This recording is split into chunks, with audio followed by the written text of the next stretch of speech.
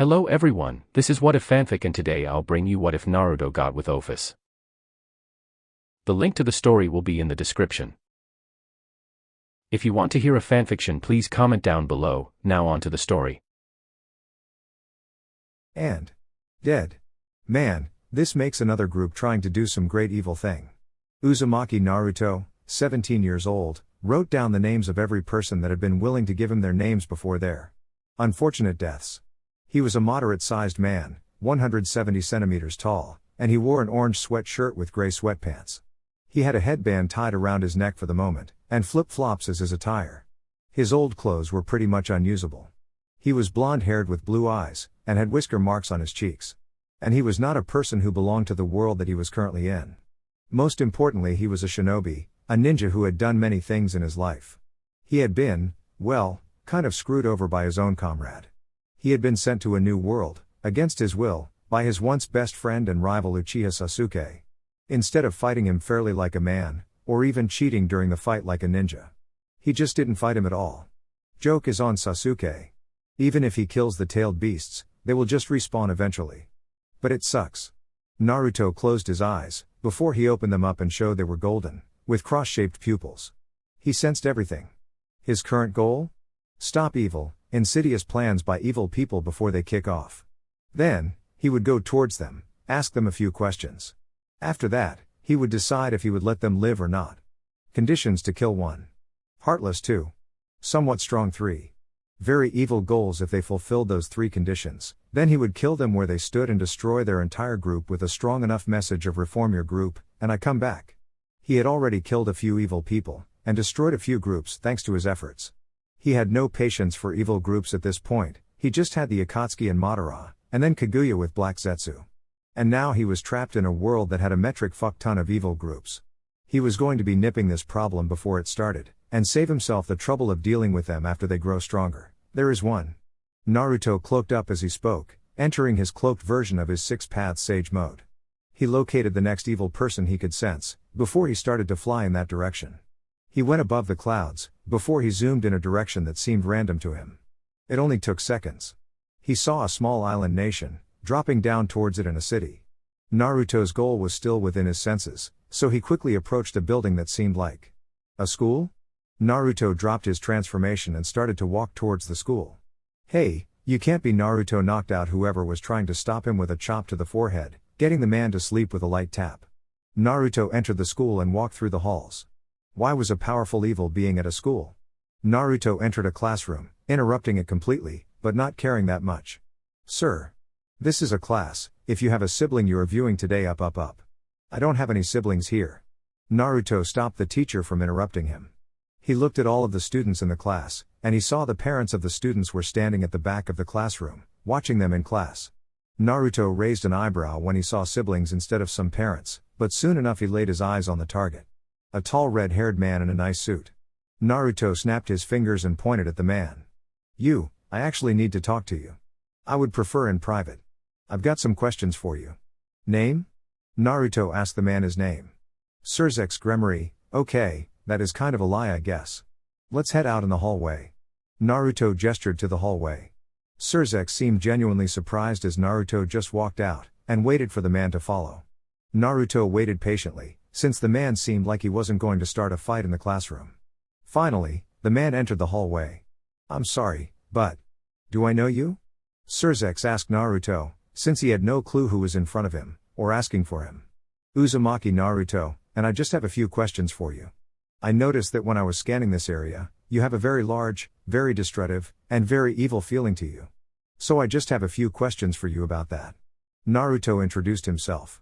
He took out his notebook that he was using to record everything. Now Cixous seemed kind of amused. Are you with the church? I assure you, that is just how the nature of my power feels. Cixous paused when he noticed the blue eyes the teen had turned golden, and his pupils became crosses. He froze. Cixous felt an immense sense of danger, and he was on alert in an instant. He couldn't sense anything from Naruto, but he could tell. One wrong move and things would turn bad very quickly. He took a deep breath to calm himself down, before smiling pleasantly. I can tell if you lie to me. So my first question is, what are your goals? Naruto clicked his pen a few times. What? My goals. I guess peace between species. I want my sister and child to grow up in a world where they don't worry about war. Cixous wasn't expecting that strange question. He answered honestly, because his honest answer was what he believed to be his best answer. He made eye contact with Naruto for a second. There was a long pause, before Naruto smiled at him. Okay, we're actually done here. I think I got everything I need from you. Your energy feels dark and evil, but your heart is clearly in the right place there. I couldn't sense any negative emotions from your words, so you weren't lying either. Sorry for the trouble. Naruto didn't need to ask any more questions of the man. He was satisfied with the answer he got, and all of the feelings he got from the man when he answered the question. The man before him had a very big and loving heart, and he had a noble goal, which was all Naruto needed to know to strike him from the list. Can I ask you a question? Shoot, what is this about? Cixous asked Naruto, since he still had no idea who Naruto was. Anyone who can make me feel this primal fear is somebody I should have already known about. When I try to sense him, I feel my senses go haywire. It is so freaky. Cixous was still on edge, but he found himself more relaxed than before. The dangerous feeling was gone now, and Naruto's eyes were blue again. Naruto turned his notebook around. He showed names of people and groups. I'm going around, tracking evil-feeling people down, asking them their goals. If they lie to me and I sense their hearts are twisted, then I kill them and destroy their evil groups. Naruto didn't see the reason why he couldn't explain what he was doing. Jaw slack.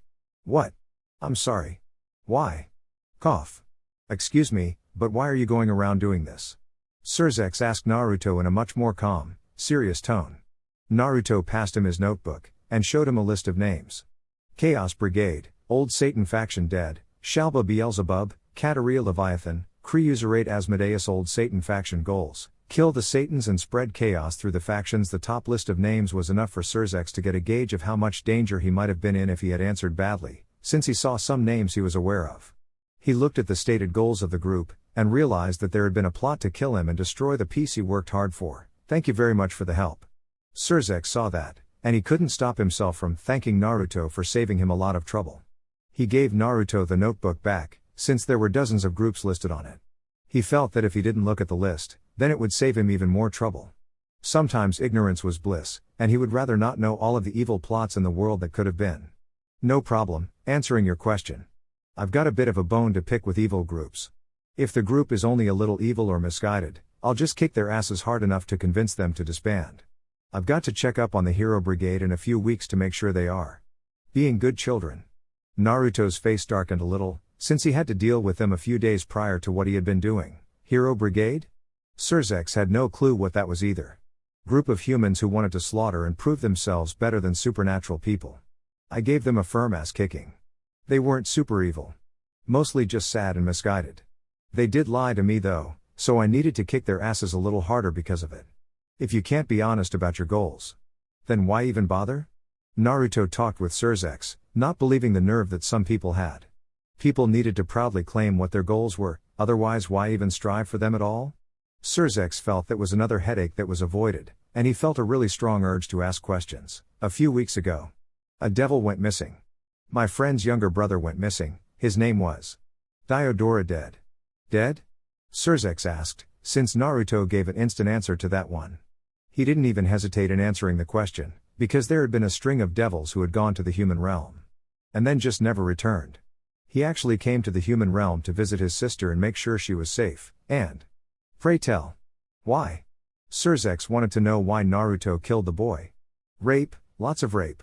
The dude was a serial rapist. I followed him and watched him get himself injured. And this girl was about to heal him. I think she was going to be his next victim.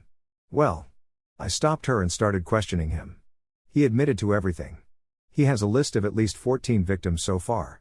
So, I got him to confess, and then I ripped his heart out through his ass. Naruto had a deep scowl on his face for that one. Cixous had his ass cheeks clench when he heard that phrase, as in, literally? Cixous really hoped Naruto didn't mean literally. No, I literally shoved my fist up his ass to grab his heart, and ripped it out. The dude made it his goal to mentally destroy people through deception and rape. He had no remorse for his actions, and I felt his death needed to reflect his crimes. Is the woman okay? Cixous changed that topic. Yeah, but she was horrified. She had been about to heal the guy, and then she learned what he planned. You guys have a problem, like. Do you know how many evil groups there are here? This is an insane number. And half of them want to destroy everything, or create mass chaos. Naruto complained, since he had been working tracking down and destroying entire groups for a few months now. He not only would defeat the leaders, he would track down each and every member of the group, and beat the hell out of them hard enough to make them really regret joining the group. Yeah. Apparently there were a lot of problems I didn't know about. You guys aren't the only ones though. The people with the black bird wings had this asshole who wanted to start a war. He was plotting to steal some swords, kill some Rias and Sona girls, and spark a huge war. For no other reason than his own amusement. Naruto was just annoyed with how often he was finding new groups that needed to be destroyed. Cixous choked on his spit when he heard that. What? Somebody had been targeting his sister to start a war, but Naruto just slapped his notebook. Yeah. Everywhere I look, there are insane idiots. Trying to end the world, trying to create chaos, trying to start wars, raping people because it's fun for them, plotting to wipe out. Plotting to plot. Plotting to plot of plotting. It's a headache. Naruto was only doing what he was doing because he would rather deal with it before the group started to unleash their plans. It was much better to destroy them while they were still in the planning stages. Sense them with 6 paths sage mode. Interrogate them with 6 paths sage mode and negative emotion plus heart connections. Kill/beat them and then track down all of the allies in their hearts, and the allies in the hearts of those allies. Why are you doing this? How does this benefit you? Cixous didn't even know what to say. He had no idea of any of this stuff. Because, when you have the power and ability to put a stop to something, put a stop to it before it becomes a problem. And I don't benefit. I'm doing this because it needs to be done. Listen. I've got to go. I'm very busy. Naruto gestured to the end of the hallway. He could see that Cixous was filled to the brim with questions, but he didn't have the time to answer all of them. So, Naruto turned around and started to walk away. Nope, Naruto felt a hand on his shoulder. You just told me you stopped many plots, one of which involved my sister. And you expect me to let you leave? Without rewarding you greatly for your efforts? Cixous needed to give his thanks. He owed Naruto a lot, if only because he seemed to be doing the work that he, as a devil, would be overstepping treaties to do. Nobody even asked him to do it, he just took it upon himself to go around and destroy villain groups just because he felt it was better to stop them earlier. Listen, if I stay too long, this weirdly sexy and annoying midget is going to show up and pester me. Weirdly sexy and annoying midget? She is weirdly sexy. She doesn't wear an actual shirt, covers her nipples with tape. And has this weird goth vibe. She annoys me all the time, everywhere I go, she follows behind shortly after. Demanding I kill some homeless dragon. Homeless dragon? Yes, a homeless dragon who is just minding his own business. Not really doing anything but weird flying tricks. So, this midget woman tracks me down, and demands me to kill the homeless dragon. We fight, I kick her ass, I walk away. Then she comes back a few days later and does it all over again. And we're too late, Naruto sighed when he felt her before he saw her. Uzumaki Naruto. I want you to kill Great Red. No, he's just minding his own business. I have no reason to kill him, and he isn't hurting anyone. Naruto saw the midget goth woman before Cixous did. Cixous froze. Ophis. You can kill him, so just do it. I will reward you with whatever you wish. Ophis wanted the invader to do what she wanted him to do. She grabbed Naruto by the arm of his sweatshirt, and Naruto grabbed her by the back of her neck and lifted her up into the air. Well, it was nice seeing you. Me and this midget are going to fight somewhere safe for others. You have a great day, stay safe. And if you find any evil groups, find a way to contact me, and I'll head right over. Naruto slung Ophis over his shoulder, and she didn't put up any resistance to the treatment. I do not wish to fight. I wish to talk. Well, then stop asking me to kill a homeless lizard. I want him dead. I know, trust me. I fully understand. And you need to understand, I only kill super bad guys, and you have yet to convince me Red Boy is that bad.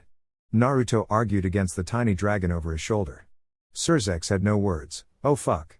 Cixous lost control over his legs and grabbed the wall to hold himself up, feeling faint all of a sudden when Naruto and Ophis were out of sight. He felt like he was going to pass out, right then and there. Oh shit. Oh fuck. Oh fuck. Fuck. Cixous had never felt so weak at the knees in his life. The weight of it all hit him. With Naruto you owe me. You destroyed my Chaos Brigade. Your Chaos Brigade were evil. So they needed to be destroyed. Not my fault that you're a horrible judge of character. Naruto kept Ophis slung over his shoulder as he walked with her. She had been targeting him ever since he had destroyed one of the factions of her Chaos Brigade, and then she went after him more and more the more that he destroyed of her group.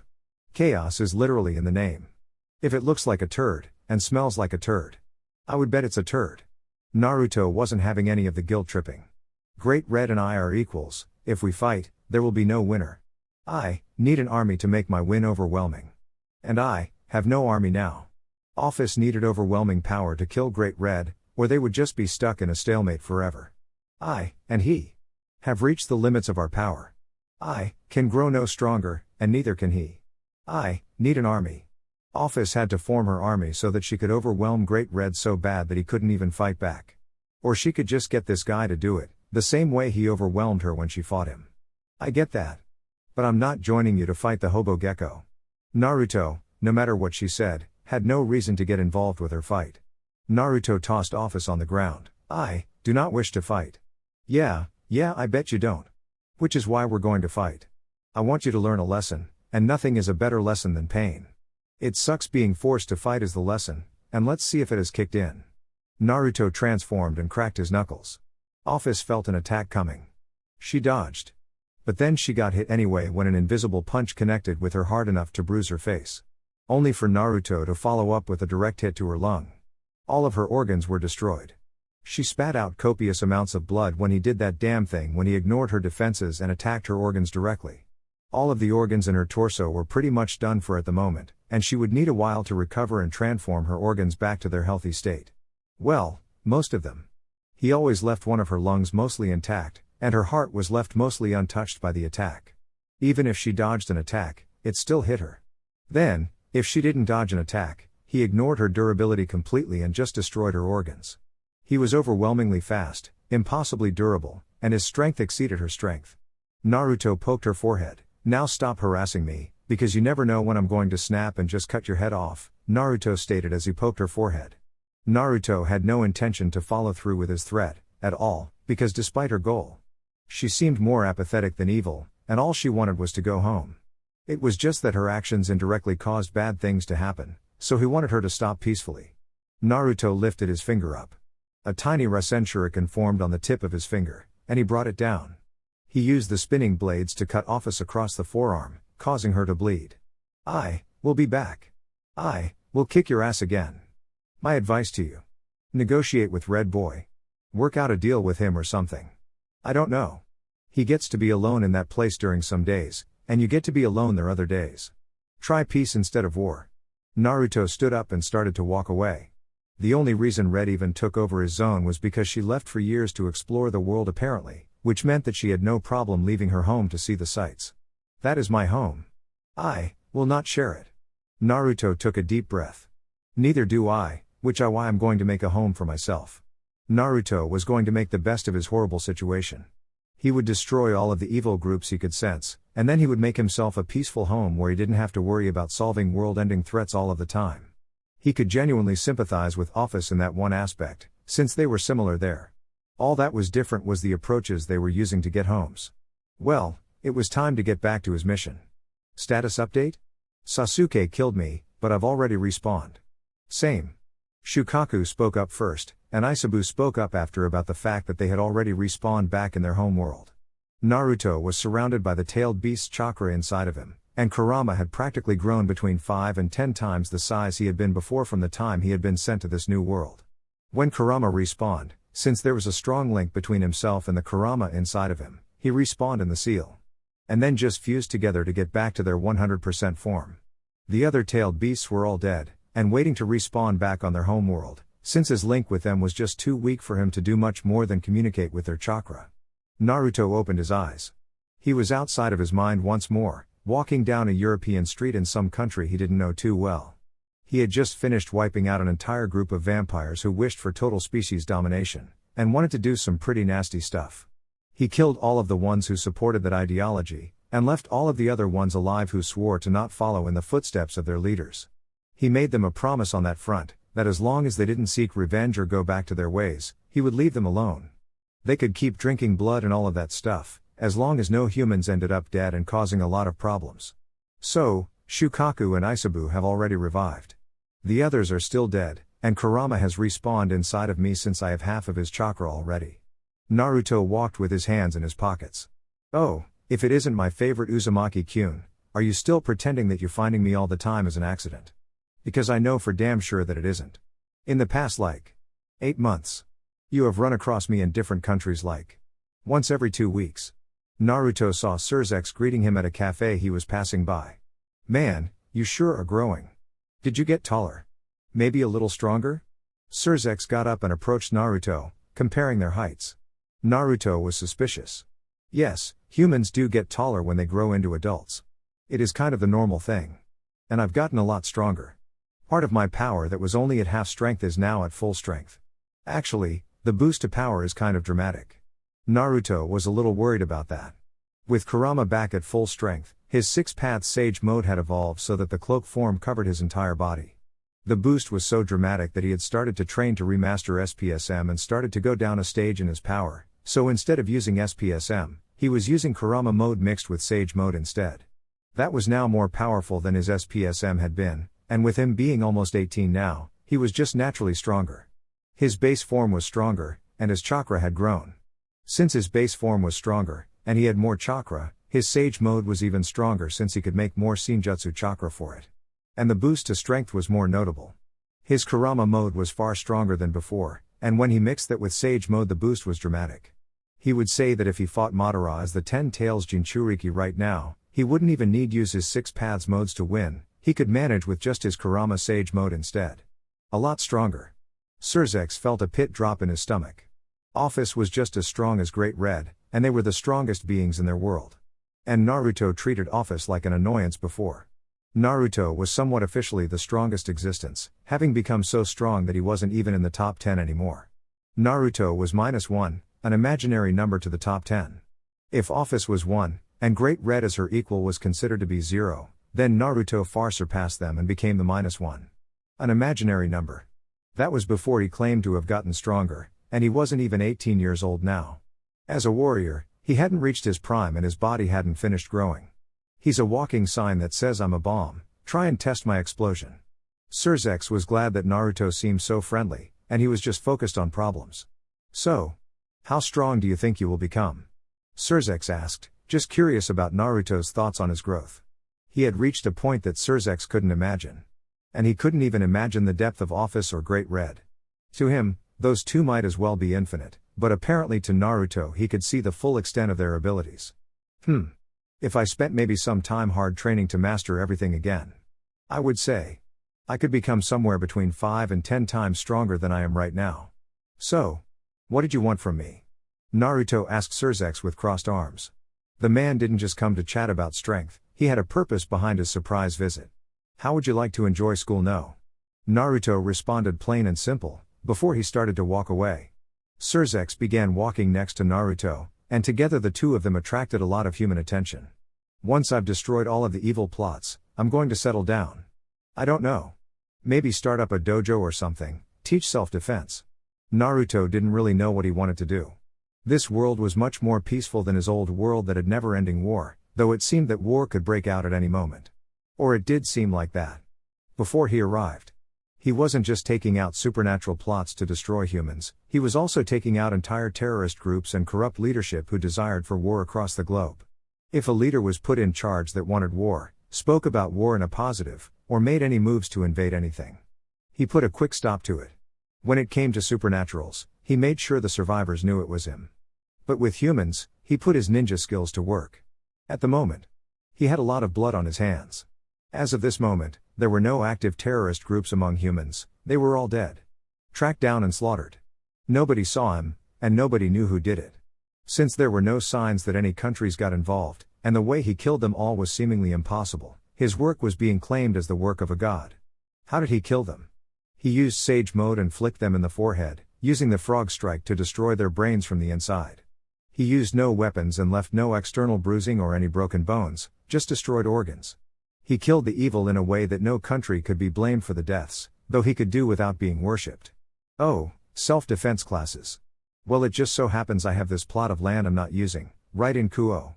If you want, I can completely fund the dojo and have it build for you right away. Consider it a thanks for all of the hard work you do. Cixous saw his chance and made the offer, and you're somewhat Japanese.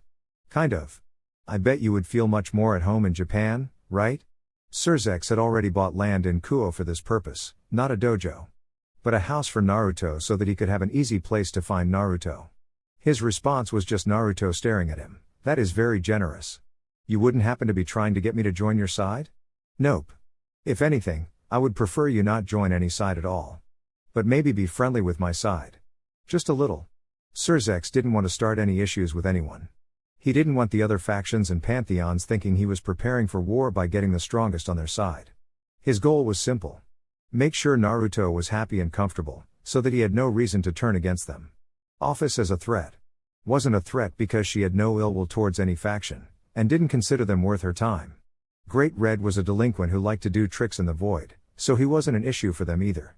Both of those dragons considered all others to be beneath their notice and attention, but not Naruto.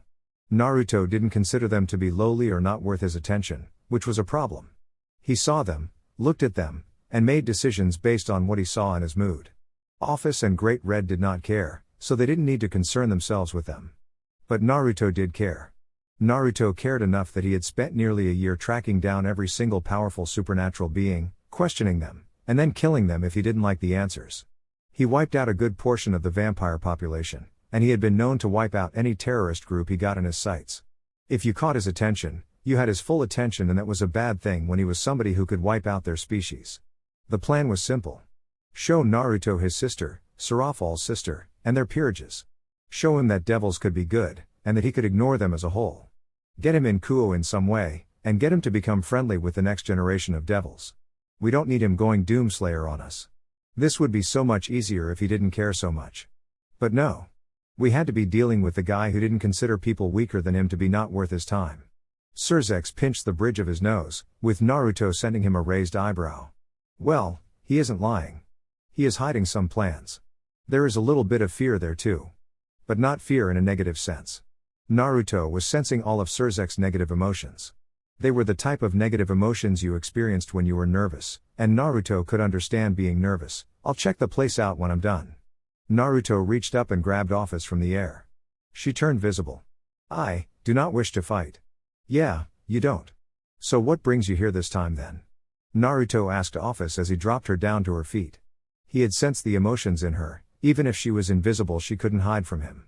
Ophis was a strange girl, in that no matter what her face looked like, she was a contradiction. She was almost always showing a smile that didn't reach her eyes were dull-colored and just made it so hard to see her emotions. Her smile was incredibly hard to read, and thanks to her eyes she seemed almost emotionless. Which her tone of voice didn't help. Spend enough time with her, and you can learn to read her. Are they about to fight? Cixous was prepared to run. I wish to see. Hold that thought, I'm going to go take a piss. Naruto raised a hand and walked away. Cixous and Ophis were left alone together, with Cixous very nervous when Ophis looked towards him. She gave him a look that at first glance was almost hostile. Her eyebrows lowered just slightly, and her smile seemed to get a little more narrow, but her eyes remained blank, like the emotion didn't want to come to them. She stared at him.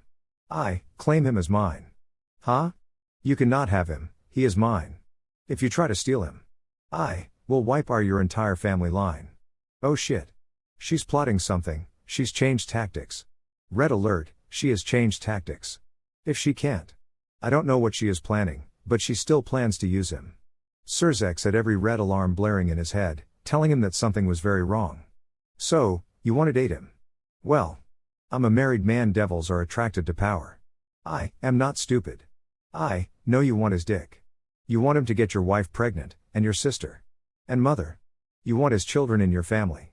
Ophis accused Cixous of plotting. She pointed her finger right at him, and he kept a cool face, but on the inside he was just plain confused. What? What? What? You have been following him for months. I have seen it. You wish for his seed to make your species stronger. You can't have it. I claim all of it. Ophis made her intentions very clear.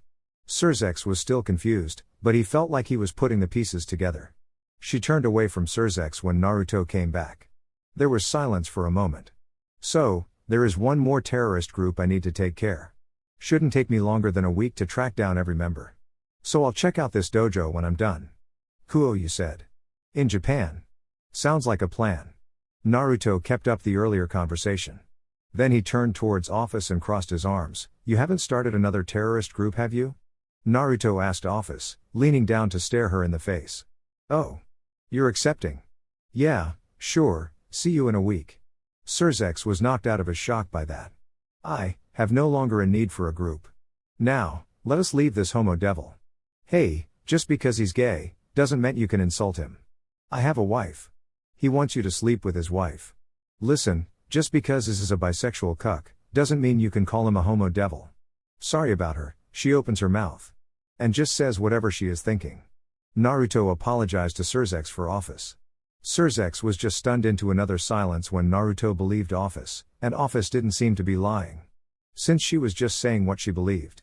Also, I'm sure your wife is very pretty, but I'm not interested in a threesome with you.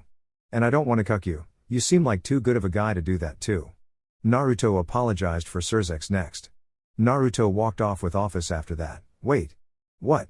Cixous hoped that nobody ever learned of this conversation and the weird turn it took. Cixous didn't know what happened. What is happening? Cixous asked the only person who he believed might be able to explain what was happening around him. Boom, two mountains were created out of the ground nearby Kuo. A distance enough away that it was still visible to him. A golden and blue light collided against each other with enough force that despite being possibly multiple cities away, he could still see the shockwaves from the collision and feel the wind on his skin. Then the shockwave ripped the ground apart and created mountains behind where the two lights impacted each other. Then the lights broke off from each other. And like a flash they went over the horizon at speeds he couldn't even keep track of. He felt the earthquakes from their speed, and the air was heated up from the sheer intensity of whatever was fighting.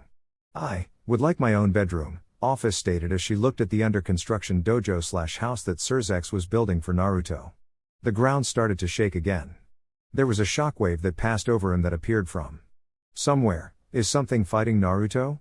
Cixous asked Ophis, who looked at him. Angry teenagers started to attack Naruto. Came out of a portal, and claimed his wife to be killed herself because of him. They started fighting. Ophis summarized what was happening. She had been there, but once the fighting started she had abandoned watching. They were too fast. In 1 second, they would be fighting over one country, and the next second they would be in another part of the world completely. Each time their fists collided, mountains would be destroyed and born. When they came too close to the ground, their speed would turn the ground they moved over into lava. Whoever was fighting Naruto was using sheer rage and hatred as fuel to fight the man with. The moon is coming closer? Cixous freaked out when he looked at the sky. The moon was rapidly approaching the planet, fast enough that they did not have long before a collision. He noticed it. Because it was impossible to not notice a giant, flaming moon coming down at them with such insane intensity. His enemy has the power to control celestial bodies. Ophis noted. There was a huge explosion, a giant white explosion that destroyed the moon. A giant white sphere appeared where the moon had been, and even from where they were they could see it was made up of uncountable numbers of spiraling energy. The chunks of the moon that were raining down from above were still visible though. 5 more, smaller, versions of the white explosion that destroyed the moon appeared and destroyed the smaller pieces of the moon before they could fall any further. Cixous started to run towards where his sister was going to be, because he just figured something out when he saw that display. It was time to evacuate Earth itself. In the vast distance, and it was still visible, a giant tornado of silver continued to grow as it shot across the horizon, taking massive chunks of land up with it. It was far enough away that Cixous couldn't even hear the attack itself, but he could feel it. An entire country's worth of land was ripped out of the earth by the tornado that kept growing. Then, a golden tornado started to appear and fight back against the silver tornado. The two attackers fought, before they cancelled each other out. Cixous saw a flash of blue appear over the sky, and felt a shockwave. It happened right after the two attacks cancelled each other, and then the golden light shot across the sky after the blue light. The golden light multiplied into other 1,000 copies of the golden light that all chased down the blue light. Half of the golden lights all disappeared when green lights came out of the blue light, and hit them. The blue light was out of sight in the next second, and the golden lights went out of sight over the horizon as well. The entire sky turned orange when in the distance there was a massive orange explosion that filled the entire sky with bright light. Cixous felt the shockwaves from what was going on, and he didn't know how far away he was from the attack. He was pushed back by it though. Then it happened. A giant sword appeared. A giant sword that was possibly as wide as the planet itself. Cixous stepped back in horror when the sword started to move as it was swung towards the planet. Cixous just knew it. If that sword made contact with the planet, then the planet would be cut in half. And there would not be time to evacuate everyone to the underworld. He summoned his wings and started to fly. He flew at his full speed towards Kuo Academy, where he saw students were all panicking and running out of the school. Cixous. What is happening? Rias came flying out of the school, wings already out. Her peerage joined her, and she looked up towards the sky. Her jaw dropped as her eyes widened in fear when she saw the sword moving towards the planet. And very quickly. Fly, evacuate your peerage. Do whatever needs to be done, get everyone you can to the underworld. Right now, there is a fight with the fate of this world on the line. I'm going to do my best to try and help. Cixous was happy that Rias. I'll help. Cixous actually slapped Rias when she wanted to help him, and he gave her a stare. Rias held her cheek in shock, staring at her brother. He slapped her. Rias. Go. Everyone. Let's go. Grab whoever you can, we have to escape. Rias looked away from her brother, and she flew down towards the students escaping and grabbed 2 of them. She looked towards her brother once he started to fly in the direction of the sword. The sword stopped. Cixous stopped flying when the sword stopped, and even Rias stopped when she saw the sword stop moving for no reason. And then it appeared. A giant golden fox with 9 tails. 6 arms and 3 heads. A fox so large that it towered over mountains, and it had a massive aura of power leaking out of it, but they couldn't sense the aura at all. All 6 of the arms were holding the sword, pushing back against it. One of the arms let go of the sword and pulled back. Giant black spheres with white blades coming out of it appeared behind the fox, and he flung them towards the source of where the sword came from. The 6 giant attacks exploded when they got close to their target. Gah! Cixous was sent flying back from the power of the attack. They were so fast and the explosions made the ones that blew up the moon pale in comparison to their sheer bulk of might. The giant fox then rushed in after the explosion ended, and threw a punch. Before the giant fox vanished. Ah! The fight has vanished. Ophis noted as she looked at it all. Naruto appeared with a knocked out man over his shoulder, and in one of his hands he was holding a pair of eyeballs. The man in question was heavily injured, to the point of critical condition. Cixous looked as Naruto just appeared before them, and it wasn't teleporting. He's just that fast. Cixous gulped. That golden light really was Naruto. And it hit him. The giant fox was also Naruto's power. Hey, Ophis. Oh. Hey Cixous. Sorry about this mess. Is there some way to make a new moon? And is there a way to restore missing continents? Naruto asked Cixous with a worried look towards the distance. Cixous was just dumbfounded by that question, since that would imply that after that fight, it wasn't just the moon that needed to be replaced, but also entire continents worth of land that had vanished. Which ones? Australia, Africa, South America, and Antarctica, and about half of Asia. Naruto listed them off, like, is there some kind of magic where you can sacrifice this guy's life to restore everything? Naruto really hoped that he didn't keep his enemy alive for no reason. He had tried his very best to limit as much of the damage as possible, but the enemy that had attacked him was very purposeful in the pursuit of causing as much damage as humanly possible to the planet and everyone on it. Rias nearby Cixous was just stumped. No, there isn't a magic that can do that. The most we can do is mass alter human memories. The continents are missing. Gone? Cixous was stunned by that. That battle couldn't have been more than a few minutes long. A few minutes long from start to finish, and so much of the world needed to be replaced. He looked at the guy responsible for all of the damage that Naruto captured. Crack. Okay then, since he killed billions of people, he dies. Naruto broke the man's neck then and there when he learned that the damage the man had done was permanent. By the way, the only continent I destroyed was the one covered in ice, since there wasn't really anyone there. I'm sorry about this. This guy came out of nowhere. Kind of shocked me. Naruto tossed the corpse to the ground and glared at it. Naruto created a small Rasen shuriken in his hand, before he tossed it at the corpse and wiped it out of existence. Now nothing could revive him. I approve of his death. Ophis was happy to see one less person that was stronger than she was. Why? Why did he attack you? Cixous asked, because he still had no idea what was going on at all. Oh. Yeah. Apparently there was this girl who was in love with me, and he tried to make her his bride. But she killed herself so that she could be with me, instead of him. She thought I was dead. Anyway, he took her eyes, used them to power himself up. And boom. Apparently he could sense me and made a portal to me. Ah. Naruto then looked at where the corpse had been. Portals. What? You look. Really? Ah? I just killed my way back home. Damn it. Naruto grabbed his head in self-loathing for killing his only hope for a way back home. Sasuke was making damn sure not to open any portals to fight him, and he didn't have portal abilities. Naruto had given up hope on getting home, and he killed Tonari before thinking of using his powers to get back to his home. I'm going to go and talk with some of this world's gods. See what they can do about at least bringing back the home. Naruto put himself back to work. Maybe they can use the destroyed remains of the continents for it. Naruto hoped that would work. Planets needed their moons after all. Though Naruto was pretty sure that things were going to be getting pretty confusing for humanity when they had their collective memories wiped of what they had seen.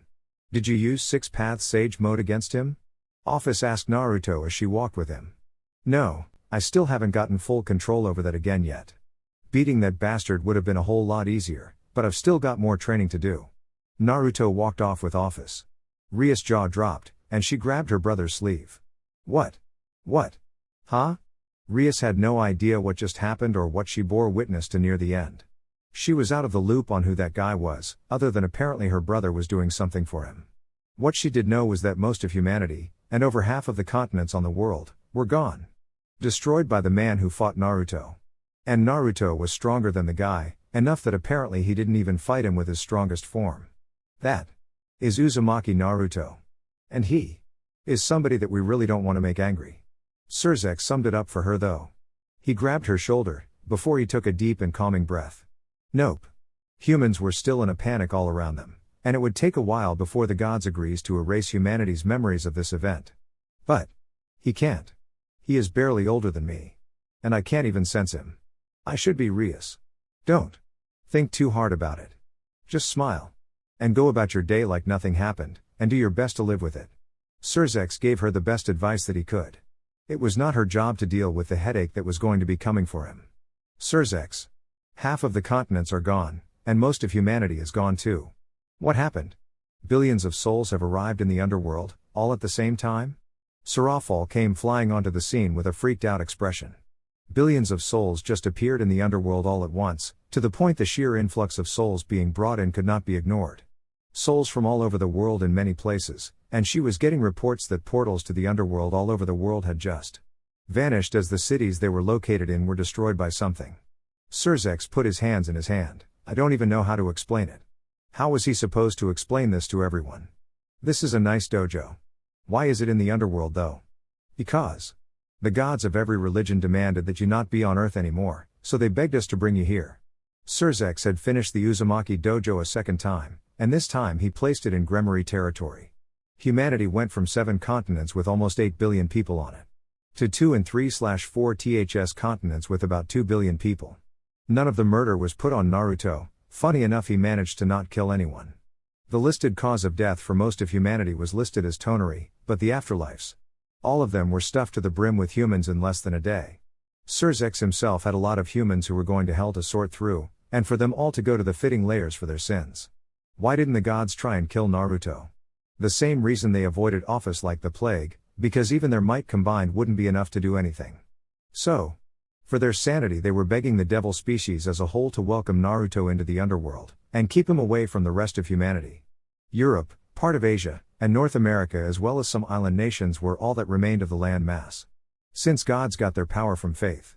Well, many gods were now a lot weaker than they were before by a considerable chunk of power. So, are you two dating now? Cixous saw Ophis holding his hand. She hadn't said a word. I am pregnant. Ophis rubbed her belly as she stared into Cixous' soul. Naruto laughed nervously. Turns out, I am a very potent man, so I'm going to marry this idiot and make an honest woman out of her. Naruto had just fucked Ophis because he was kind of depressed about the whole aftermath of the Tonari situation, but boom. He impregnated Ophis when he did her. Cixous took a deep breath. That is wonderful news. Cixous spoke through grit teeth. I shapeshifted multiple eggs in my womb. These lives inside of me were put there by him. Ophis had purposely made sure that she would get pregnant when they had sex. They are fraternal quintuplets.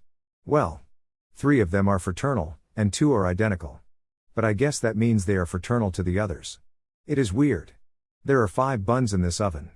Naruto looked at Ophis' stomach, and he could sense what was going on in there. The spark of 5 chakras was inside of her belly, 3 of which did not match, and 2 of them matching each other. Considering they had chakra in their cells, that was a pretty big indicator that he was the father. 5. 5. Oh. Oh, I need to sit down. Cixous collapsed onto his ass, feeling very lightheaded. The strongest existence had put 5 babies inside of the being, in lady form, who was tied for the place of second strongest. I understand. I could not stand up for 12 hours after we were done. My legs did not work properly either. Ophis had found herself unable to walk properly for half a day after Naruto fucked her. She placed her hand on her stomach, and while her eyes remained neutral and dull, there was a small smile on her face as she leaned down to stare into Cixous' soul. I own him. So. He will not be cucking you. I will have all his children. None for your family, Ophis whispered. Naruto grabbed the top of her head and started to shake her. I'm sure he is just super happy. I mean, he totally isn't. He is about to have a mental breakdown. Did you want me to cuck you that badly? Naruto asked Cixous, seriously concerned for how badly the red-haired man was taking the news. I'm sorry. But after how nice you've been to have this home built for me, I don't think I could find it in myself to cuck you. Naruto helped Cixous stand up.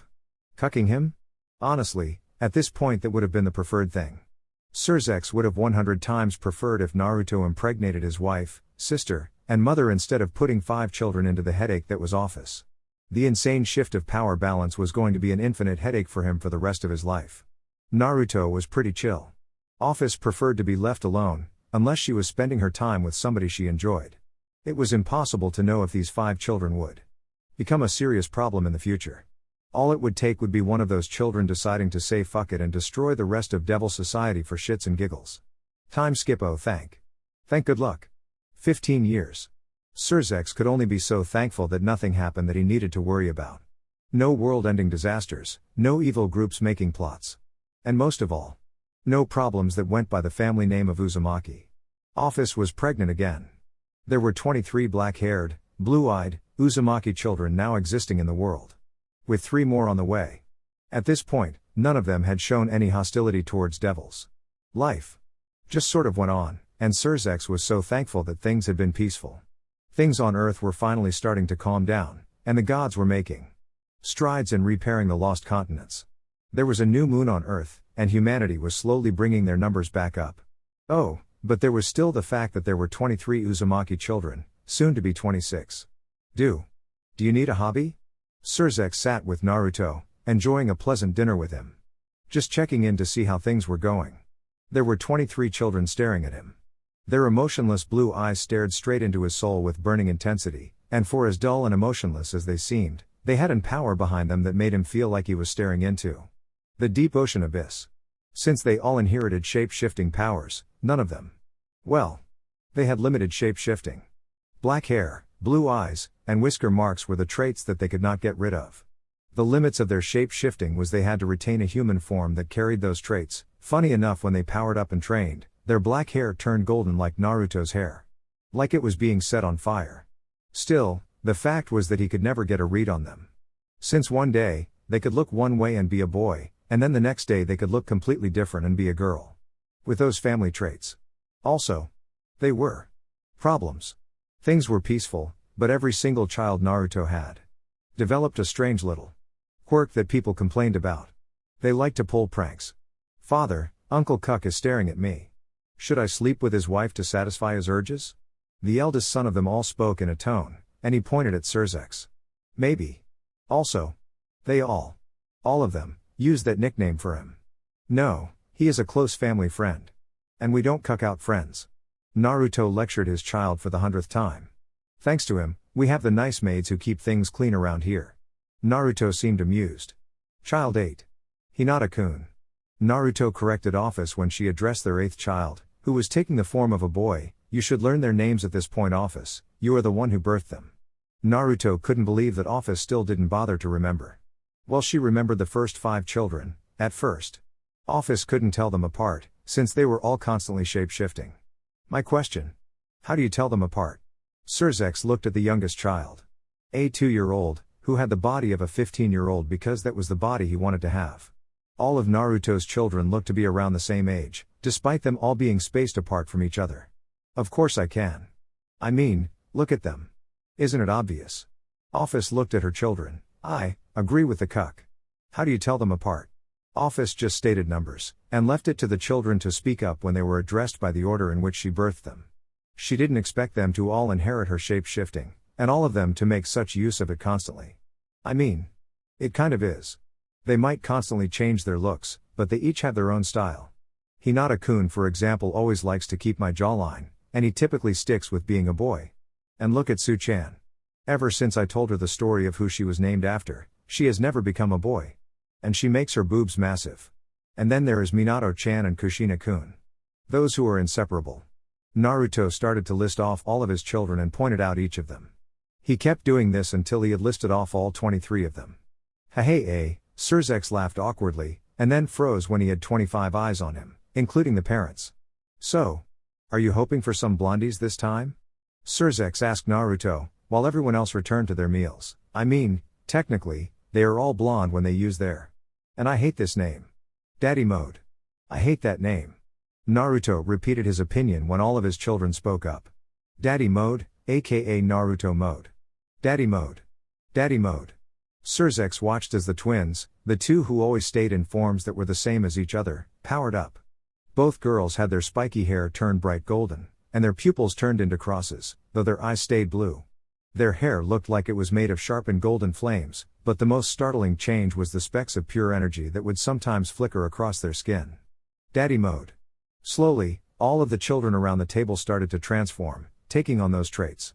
Each of them is close to 100 times stronger than I am in daddy mode. My children are much better than the children you would have gotten if he cucked you. Ophis bragged in a dull tone, smirking at Cixous. Her dragon god / Uzumaki hybrid children were the best of the best. Cixous took a deep breath. No wonder times have been peaceful. There is a family of disasters just waiting to be unleashed. Nobody is stupid enough to start anything. At least they prefer to. What happened to Great Red? He's great dead. The sixth eldest child spoke. I have found myself enjoying family life with my husband.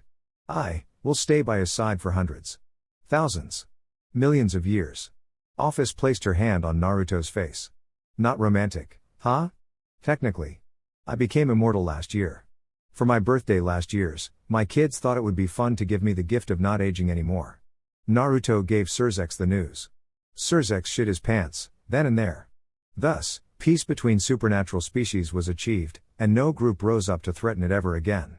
For fear of angering the Uzumaki dojo, and the clan of Uzumaki dragon gods that lived within its walls.